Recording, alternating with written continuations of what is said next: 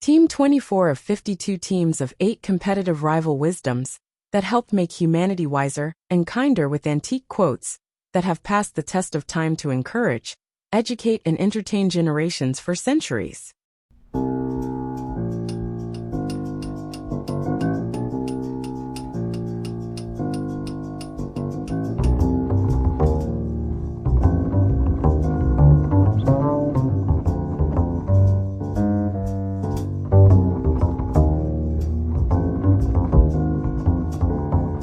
Team quote 24.1. Man is a reasoning rather than a reasonable animal. Alexander Hamilton 1757 to 1804. This is a sharp and rather wry observation from Hamilton, displaying his characteristic insight into human nature. As one of the founding fathers who helped design a system of government that would need to account for human flaws and passions, he understood well the gap between our capacity to reason and our tendency to be reasonable. What makes this quote particularly clever is the wordplay between reasoning and reasonable. Hamilton suggests that while humans are quite capable of constructing elaborate justifications and arguments, reasoning, we're less inclined to be fair, measured, or sensible reasonable in our actions and decisions. It's especially interesting coming from Hamilton, who was known for his brilliant intellect, but also for his passionate temperament, which ultimately led to his fatal duel with Aaron Burr. In a way, his own life illustrated this principle.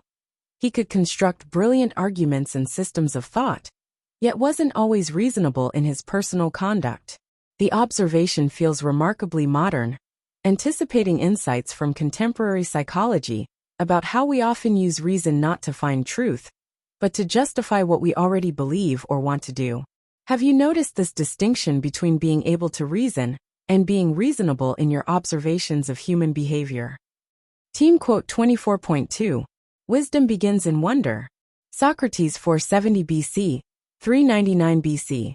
This deceptively simple statement from Socrates captures something fundamental about the nature of knowledge and understanding. As a philosopher who was famous for questioning everything and claiming to know only that he knew nothing, Socrates recognized that curiosity and awe are the starting points for genuine learning. What makes this insight particularly powerful is that it upends the common assumption that wisdom comes from accumulating facts or answers. Instead, Socrates suggests that it begins with questions, with a sense of amazement at what we don't understand. The idea that wonder precedes wisdom also implies a certain humility.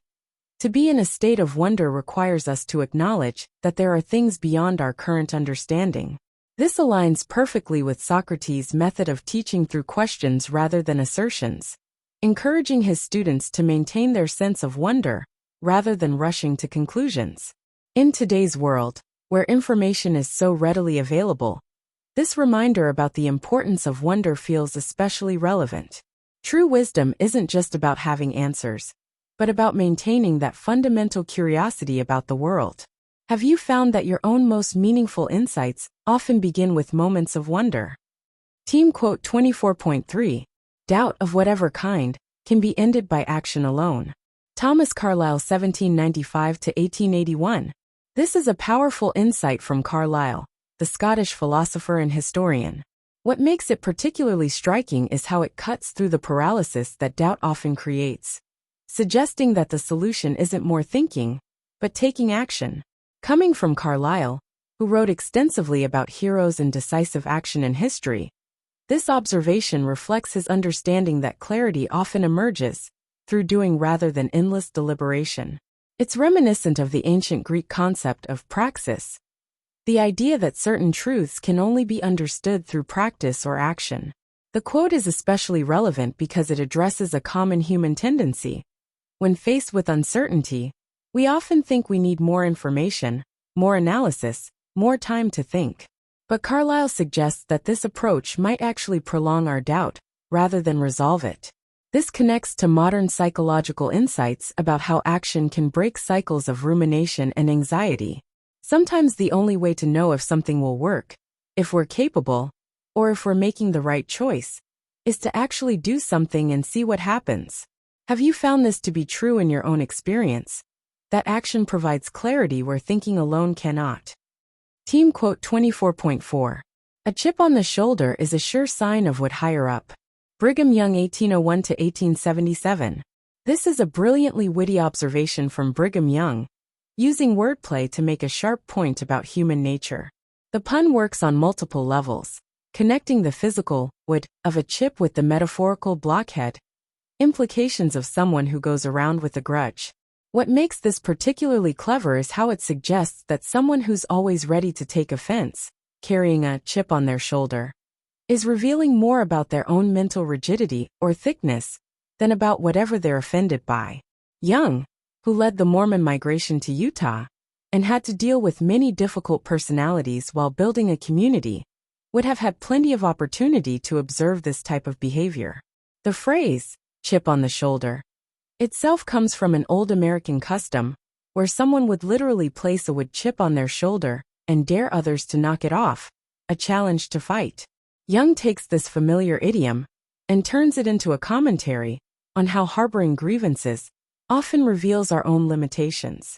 Have you noticed how people who are quick to take offense often demonstrate this kind of inflexibility in other ways too? Team quote 24.5. You are one of the forces of nature. Jules Michelet 1798 to 1874. This is a beautifully empowering statement from Michelet, the French historian who was known for his poetic approach to writing history.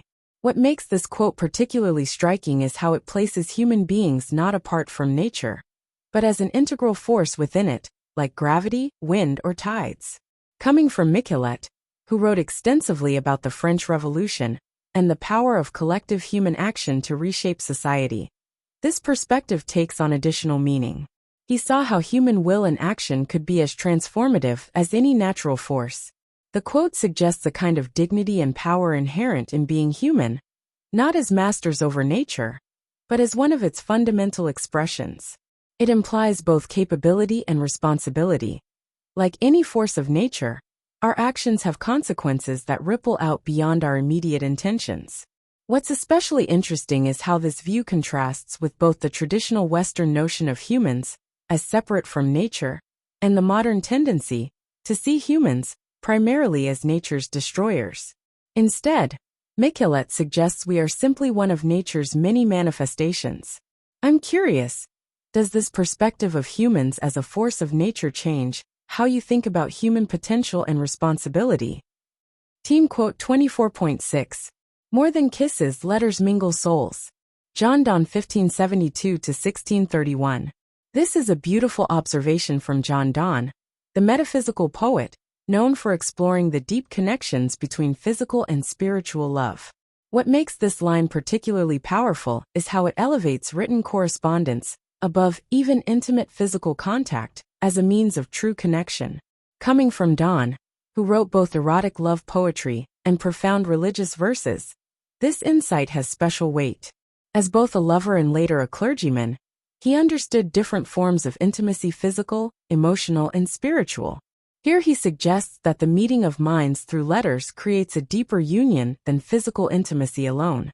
The quote feels remarkably relevant today, in an age of digital communication. Though Donne was writing about handwritten letters, his insight about how written words can create profound connections between people separated by distance still rings true. In some ways, our texts, emails, and messages continue this tradition of mingling souls across space and time. What's particularly striking is the verb, mingle, suggesting not just communication, but a true blending of inner selves through the medium of written words. Have you experienced this kind of deep connection through written correspondence? Team quote 24.7. Nothing can be done except little by little.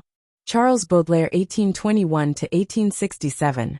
This is a humble yet profound observation from Baudelaire, the French poet who revolutionized modern poetry. What's particularly interesting is that this comes from someone known for his exploration of intense experiences and grand themes. Yet here he acknowledges the incremental nature of all achievement. Coming from Baudelaire, who meticulously crafted Les Fleurs du Mal over many years, this insight reflects his own creative process. Despite being drawn to dramatic subjects and transformative moments, he recognized that even the most dramatic results come from accumulated small efforts. The quote challenges our desire for quick transformations or overnight success. Instead, it suggests that all meaningful change, creation, or progress happens through steady accumulation. Whether we're talking about writing poetry, building relationships, or changing society, there's something both sobering and liberating in this perspective. While it means there are no shortcuts, it also means that small, consistent efforts are not wasted. They're actually the only way forward. Have you found this principle of incremental progress to be true in your own experiences? Team quote 24.8. Let the consequences be what they will. I am determined to proceed. James Otis 1725–1783. This powerful declaration from James Otis, the American Revolutionary lawyer and patriot, captures the essence of principled determination. It's particularly meaningful coming from him, as he made this kind of commitment real through his passionate arguments against British colonial policies, especially in his famous speech against the writs of assistance. The quote reflects a moment of moral clarity, when someone moves beyond calculating outcomes to simply doing what they believe is right. Otis demonstrated this in his own life, resigning his position as Advocate General when asked to defend the writs of assistance, choosing instead to argue against them on behalf of colonial merchants. What makes this statement especially compelling is that it's not blind recklessness. It's a conscious choice to proceed despite fully understanding there may be consequences. Otis himself paid a heavy price for his convictions, facing both professional and personal repercussions for his stance against British policies. Have you encountered moments in your own life where you felt this kind of clarity, when you knew you had to proceed regardless of the consequences? And if you'd like to help raise school test scores and self-confidence, you can give your kids free, easy, extra advantage math, spelling, and reading workbooks you can download for free at stop2think.com or buy at educationstopshate.com. Free easy math wisdom workbooks with octo-repetition to grow math self-confidence. You'll get plenty of repetitive practice of age ranges and averages of our 52 teams of 8 quote authors. Free easy alpha cipher-coded puzzles teach letters, numbers, and phrases using antique wisdoms that encourage and educate. Can you decode this cipher quote of encouragement using either our learning to spell or just for fun instructions? And since time is money, practice reading faster with 52 teams of antique rival wisdoms that have passed the test of time to encourage, educate, and entertain generations for centuries. We offer printed versions and timed videos with background music. Sign up for free weekly emails of 52 teams of antique rival wisdom workbooks with easy math, spelling, and reading practice. And if you'd like to get paid for sharing our wearable wisdoms, keep this in mind. Everyone I know wears a shirt, and most of us change them daily. So change your shirt and change the world. Social equality teas are blatantly subliminal antique positive wisdoms repetitively shared without saying a word. This applies to all our wearable shareable wisdoms, like pretty witty baby onesies and baby teas that you and others will see and read multiple times a day. The same is true with pretty witty kids, but they'll also share these wisdoms with anyone that can read at daycare or school. Youthful truths let your kids gain confidence sharing antique wisdoms with their friends. Imagine them sharing words of wisdom with classmates and teachers. I think, therefore I think teas I wear is a super easy way to share words of wisdom that have passed the test of time. Our social equality teas help make us all wiser and kinder, with blatantly subliminal messages, promoting a more fair and equal opportunity society for all. And don't forget our giftwisdoms.com for birthdays and holidays that makes it easy to share the wisdom with clothing, coffee mugs, and magnets. So do the future a favor by encouraging, educating, and entertaining with words of wisdom that have passed the test of time to make us all wiser and kinder. With wearable wisdoms to fit babies, kids, and adults, you can clothe a whole family, city, or state. Join the 52 of 8 today at 52of8.com.